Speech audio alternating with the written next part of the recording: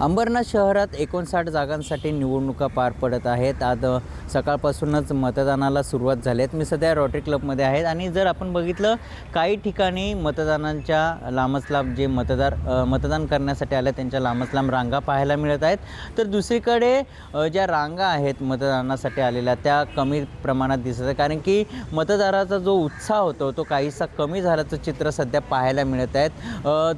350 कर्मचारी म्हणजेच पोलीस बंदोबस्त सही अंबरनाथमध्ये तैनात आहेत। तर दुसरीकडे शिंदेंच्या शिवसेनेकडून आणि भाजपकडून नगराध्यक्षासाठी जी लढत आहे ती मोठ्या प्रमाणात पाहायला मिळत आहे, कारण की उपमुख्यमंत्री एकनाथ शिंदे यांच्या 3 सभा या ठिकाणी पार पडल्या, तर उपमुख्यमंत्री देवेंद्र फडणवीस यांची 1 सभा पार पडल्यात। कारण की प्रतिष्ठेचा विषय आहे, कारण की भाजप आणि शिंदेंच्या शिवसेनेचा नगराध्यक्षासाठी ही थेट लढत आहे। तर आपण जर बघितलं ह्या ठिकाणी अंबरनाथ शहरामध्ये शिंदेंच्या शिवसेनेचा नगराध्यक्ष होता आणि यावेळी भाजप आणि शिंदेंचा शिवसेनेचा जो नगराध्यक्षाचा सामना आहे तो पाहायला मिळाला। त्यामुळे आता मतदार राजा कुणाला कौल देतो तो उद्या जाहीर होऊ शकतो।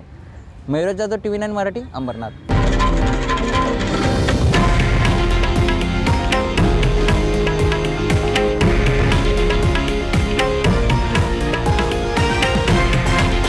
हे आहे देशातील नंबर 1 न्यूज नेटवर्क आणि आपण पाहत आहात TV9 मराठी, एकमेव।